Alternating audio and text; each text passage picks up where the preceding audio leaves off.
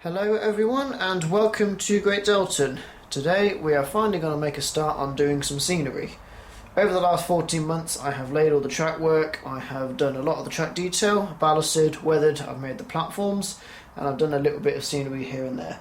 But today we are going to make a proper start on getting some actual proper scenery done, and this will be the first bit that isn't directly associated with the track itself. So, as said in many numerous videos before, we'll be starting with this area here, from the edge of the M1 all the way down to that back scene over there, which I have installed.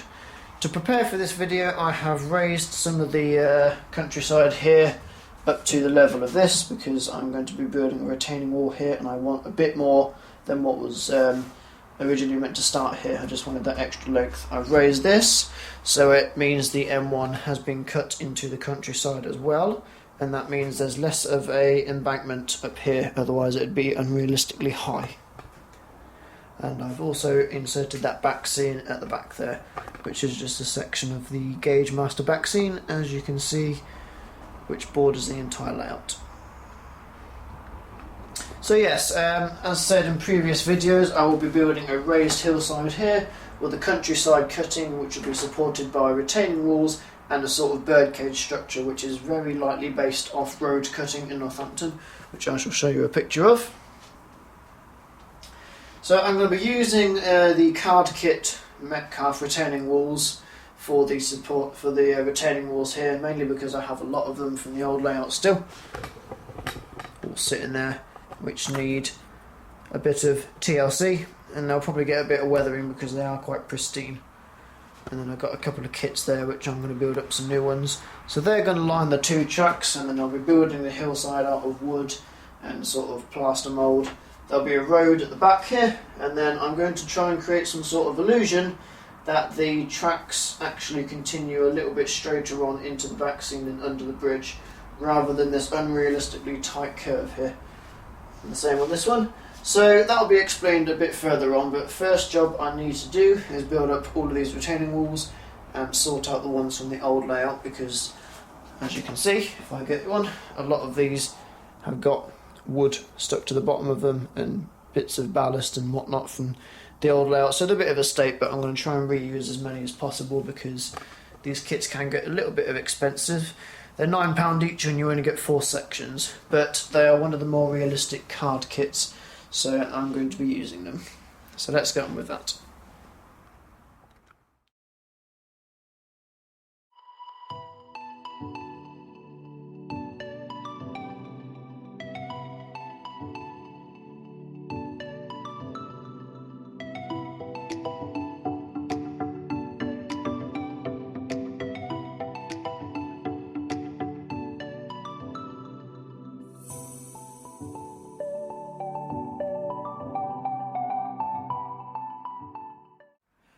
Right, welcome back. I've managed to salvage 90% of the old retaining walls from the original Great Deltan.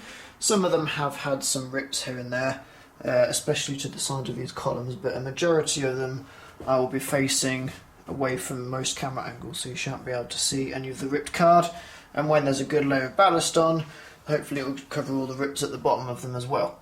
I do plan on weathering these walls too with a bit of roof dirt and black paint because they're very pristine, and if we look at the photo of Roade Cutting which I provided earlier, you can see that the wall is quite dirtied up, as it is quite an old cutting, so it might have been in the days of steam and definitely during the days of grimy diesel fumes. So what we're going to do next is we're going to look at the beginning of the birdcage structure. If we come over here, I have cut all these sections here which will be the uprights, which will be mounted on the side of these retaining walls. If I show you, these are all cut to a specific angle which more or less matches the side of the retaining wall, so that's going to sit flat.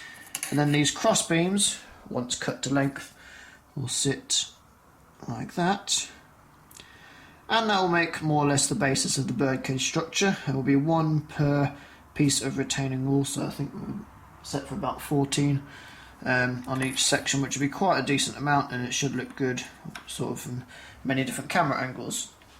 This is 6.3mm H-beam. I got this from my local model shop. I get as much as I can from my local model shop to shop locally and help the small businesses out. For anyone local to the Northampton area, I would highly recommend a visit to the model shop Northampton. It's on Wellingborough Road. They've got a huge range of stock there, not just model railway stuff. They've got remote control helicopters, Warhammer, a load of scenic stuff, airfix models, cars and helicopters, planes, everything you can ask for. And the guys in there are incredibly knowledgeable. They've been in the business a long time. So just, yeah. So this is 6.3mm H-beam. I have a ton of it, as we're going to be using a lot of it for all of these beams. I have 12 more sections of retaining wall there for this one, but I think I have enough now to get on with the back, so we're going to start building this. So the first thing I'm going to do is paint all these sections of beam up in a dark grey matte paint, which I have somewhere about, and then we're going to stick them to the walls. We're going to weather the whole walls with the beam stuck to them. I'm going to put a bit of rust powder on these, as is prototypical of the actual thing. And then we're going to stick them all down in rows, and then I'll join you when that's finished and we'll go from there.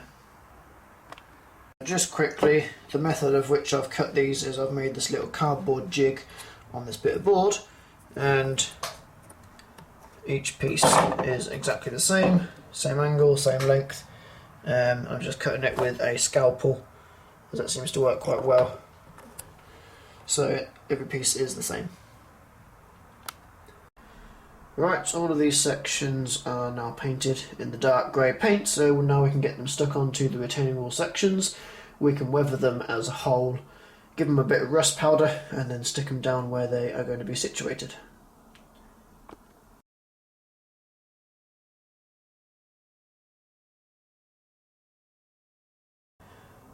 Right, I've just propped this up to show you how the basic structure of the cutting will stand.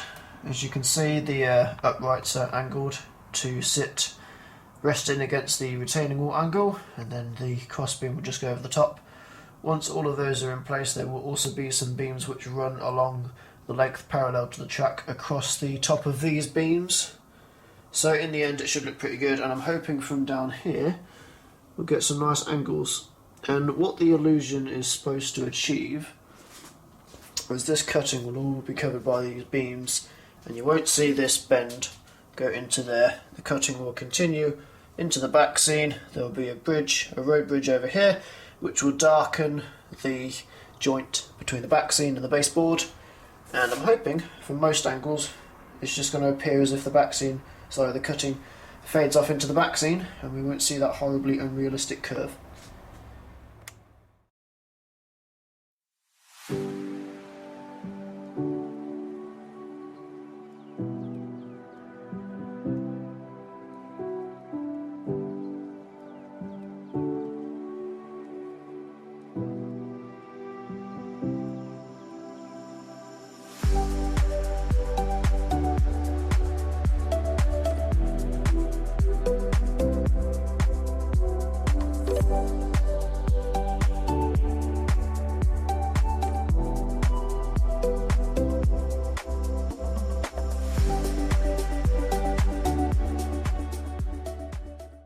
Okay, hello and welcome back. All of the retaining wall sections have been placed where they need to go. So we start off with the ramp and then we come into this birdcage like structure. All of these beams are loose at the minute because obviously I need to ballast inside there and finish all the little details before I can stick these on and restrict access. So it's turned out quite well how I wanted it at the minute. These two sections don't have the top on because that's where the road is going to come across. And then obviously we have this big cutout here for the tracks to vanish under. So I'm hoping that when all the land is infilled in between the two sets of tracks, from most angles you won't be able to see the tracks, so they're just going to sort of fade into that back scene there. You won't see this cutout. And the illusion should hopefully work, and we'll just see the trains emerging from here and the tops of the roofs before they vanish in that unrealistic curve. At the minute this piece is also loose and removable along with all the beams because I need to ballast in there and add a bit of weathering, and then we need to do the same on this side. So what I'm going to do next is I'm going to build up all of the retaining walls and stick them all in place on this side, and then I can get all that prepared for ballasting, and we'll do all the ballasting in one section. The only other thing I need to add on top of that is some smaller beams which I have, and they're going to run the length of the track across here to add a bit more support, and because the actual cutting has that as well. I'm not going to add the little details like the electrification arms and things because that's just a bit too much. I'm happy with how it's going to turn out just looking like this. So I estimate this next stage is going to take between 1 and 2 weeks. I'll film most of it. So let's get on with some building and some cutting, and we'll join you soon.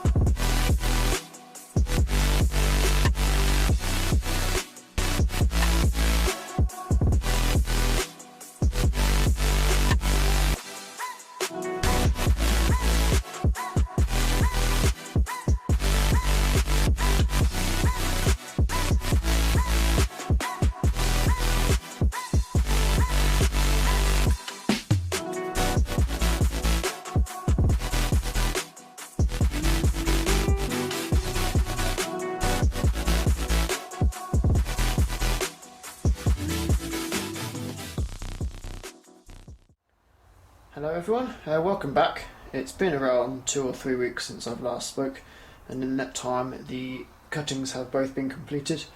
All the retaining walls have been stuck in and weathered, and then I've ballasted all of the gaps between the walls and the original ballast.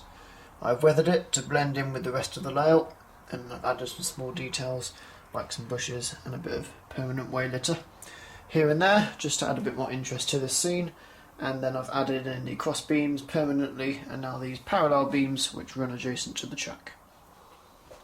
So overall it's come out really well, and there's a lot of resemblance to the original road cutting. Some angles look especially good, and obviously when the trains are running it's going to look even better. In that time I've also built up the scenery around the cutting in the foundation for the landscape.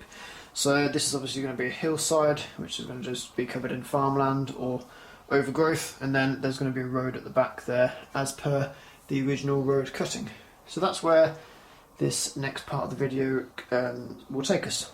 All these matchsticks here I've had lying around for about 10 years with no use, so I thought I'd use them to create a foundation for the hillside as opposed to doing it with mesh wire or paper mache or paper balls. I've just sort of bunched them all down and covered them with a load of glue to keep them in place. And what that will do is two things. Number one is obviously create a lot of the infill, so I use less of the plaster mould. And number two is that it's going to be something a little bit stronger for the plaster mould to bond to, and obviously that is stuck to the wood. So I'm hoping it's going to be fairly sturdy. So let's move on to the next part of the video, and what we're going to be starting it with is this back road here. On the actual road cutting, the road that crosses it is a tiny little B road which crosses a viaduct. It's very thin, I think it might even be single lane, but I've got all this space at the back here, so I've decided to create a bit more of a trunk road that's going to be wide enough for HGVs. So there will be a bit more detail there. In the past my roads have not looked particularly good. They've been very uniform, a bit unrealistic and a bit cartoony, just because I've used one colour and it's always been very rigid, solid white lines with not much weathering or rundown look. So in this road I'm going to try and do a few different tones, a little bit of weathering just to bring it out a lot more, as it would be a shame to have such a bad looking road on an area which has turned out pretty well so far. So let's get on with the road. Right folks, here is the section of road which is more or less complete. I've started with a light grey, and then all of these lines have been added with some white paint and some masking tape. In some areas I've tried to make it a little bit more faded, so it's sort of looking a bit weathered, a bit older. And then what I've done is I've darkened the middle of the road with some weathering powder. Hasn't turned out too well, and in some areas it just looks a bit silly. But the beauty of roads being that I can always cover the awful areas with some vehicles, you know, as it's a road and it's got vehicles. And then I've made this bridge side here to align with that, to make it look like the cutting does continue and that this road just crosses it as a bridge.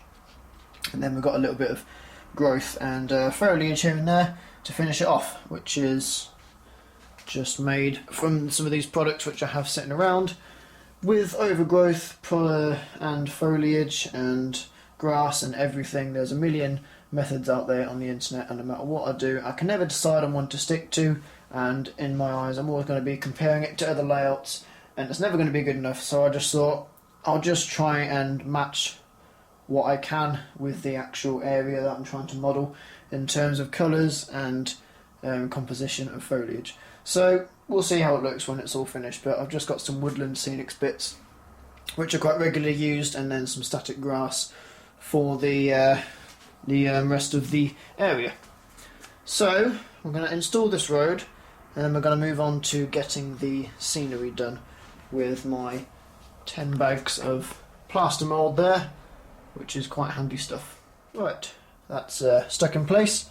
I have put some cables in if I want to at some point connect it to the 12 volt DC lighting bus that I've installed. I'm not sure at this point though if I'm going to have it lit. I think it always looks a bit strange when the lampposts are lit but then the vehicles are not. So what we're going to move on to now is the scenic terrain, and I have 10 bags of this plaster mold stuff from Amazon. What this stuff is actually used for is sort of when you do hand castings or other castings of sort, and you'd pour this into the mould and it would solidify after a few minutes, but if you add less water it acts as quite a good, I can't think of the word, I think Woodland Scenics do it, but you can just apply it and shape it to whatever you want and it dries within a few minutes and it's very strong. So I've got 10 bags there. I'm hoping that's going to be enough to do most of this. It's mainly this embankment here and at the back which is going to take most of it. All this in the middle is going to be quite light, and it's just filling in the gaps then and covering all the cracks. So I'm going to get on with this now. I'm not going to talk through videoing it, I'm just going to do a time lapse because it's very messy and I'm not going to be able to sort of pause the camera or take you around it because I don't want to get everything dirty. I'll be mixing it on the floor away from the layout, and I'll be taking this tub to where I need it most, as I don't want to get any drips and drabs of it on the newly completed cutting, because then it's quite a nightmare to get off, to be honest, and it's going to be difficult to airbrush over. So as little mess as possible, and then we'll see how it goes. So I'll join you once all this is finished and we'll go from there.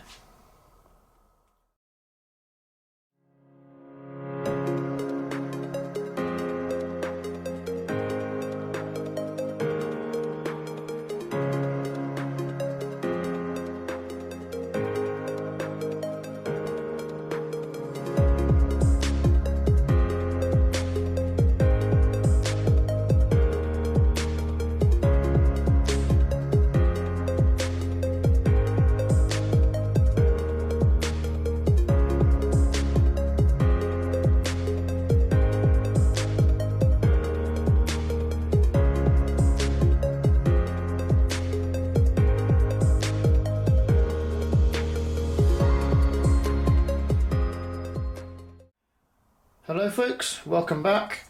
The morning after I had finished doing the hillside, I woke up and I had lost my voice, so I wasn't able to do any videos explaining the process of what I did after I'd finished, so I will talk you through it. What we've done is we've created this hillside using this stone cast powder. This is available from Amazon. What it's actually designed for are cast mouldings like hand sculptures and things that you'd create a mould and then pour it into. And that's what the instructions say to mix it for. It says 500 milliliter water, but if you use about 350, it is a lot better. That just creates a mixture which is thick enough to allow you to mould into landscapes and have some sort of rigidity, but it's also runny enough so that it's it's mouldable, and you can usually mould it for about 5-10 minutes before it starts to dry. So it does dry quite quickly, but it is very strong, and it's a lot cheaper than the Woodland Scenics equivalent. So I will leave a link to that product in the description of this video in case anyone wants to have a go at using it. So overall we used about 11 bags of that, and it's created this nice hillside effect with a lot of variation in the tone and the sort of shapes that you see. And if we come all the way back, we can see this fairly naturally looking hill which might have occurred before obviously the railway was engineered into it. From there I have painted the entire area with this burnt umber paint which I got from the works. It's just a nice cheap paint which is acrylic, and it's one bottle did the whole lot, so that was nice. And then I have stuck the first layer of scenic decoration to it, which is this fine turf earth colour by Woodland Scenics, and I've just stuck that down with some watered down PVA. That has created our base layer of the scenery, which is essentially the soil. The same thing that I've done over here.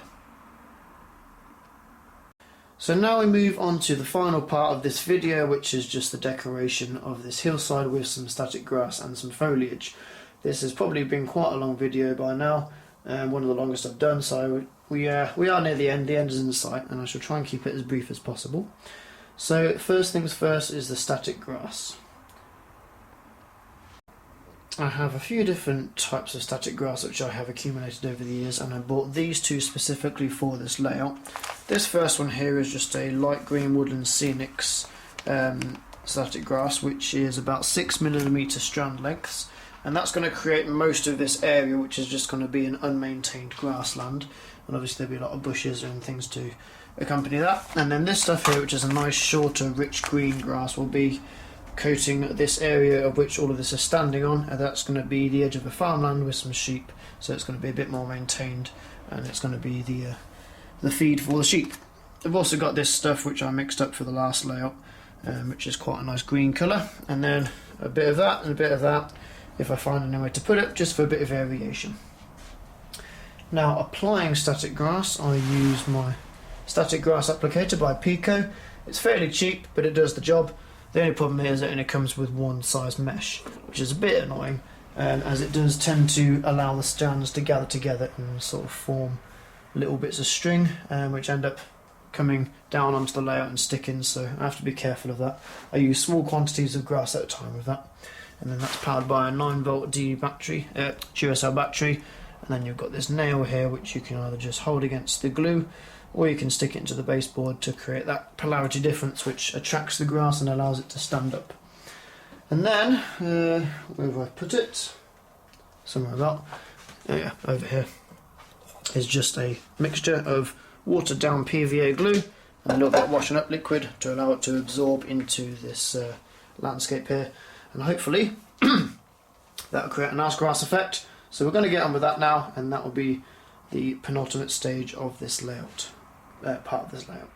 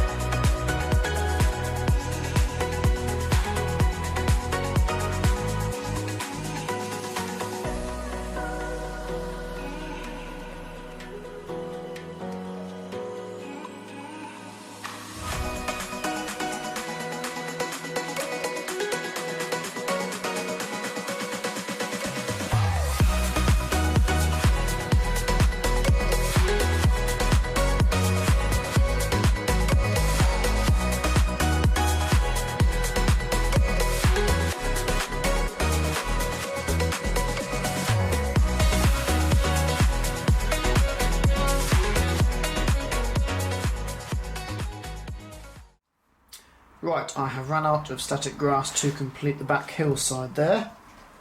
However, I can continue with the front and the middle and get that all finished. I'm not going to do any more time-lapse videos because this video has probably been incredibly long and you're probably sick of seeing them with the old background music. So I'm just going to explain what products I'm going to use for this final stage. I'm going to complete everything here, including the static grass, when it arrives in a couple of days, and the next time you see this scene it will be finished. So the last thing we're going to do is just bushes, trees, overgrowth and a few small details, and for that I have a bunch of these trees which I gained from someone off Facebook I think. Got a few packs of these. I've got this sort of olive green set of bushes. I'm going to be creating a hedgerow around here to separate the farmland from the rest of the unmaintained area. And then I have this woodland scenics fine leaf foliage which I have used before quite a few times, and it goes really nicely with the shade of static grass which I have chosen. And then some sheep for the field which will go nicely, and hopefully that will bring it all together into a nice scene which is going to look fairly realistic and like the real thing, I'm hoping. So the next time you see this it will be finished and we can give you a few running shots and a goodbye. Right guys, that is pretty much finished. I've gone around and stuck a load more bushes and trees round. I have used some of the lichen which I've had sitting around for years on this area as it's quite a good space filler. But that is all finished now and I'm quite happy with how it's all turned out. What I'll do is I'll leave you with some photos of how it looks from various angles, and then the video after this will be a running session of various bits of stock going through the cutting. There are a few bits I'm getting rid of and selling as I might be moving next year or so, but more on that later. So I'd like to get a few videos of the specific pieces of stock going through this cutting. So yeah, thanks for watching. It's probably been a very long video, so I shan't keep you any longer. I appreciate if you stayed with me at this point. But that's finished now, and the next part we'll be moving on to will be the motorway and the countryside up towards the tunnel there. So thank you for watching, and I'll see you soon. Bye bye.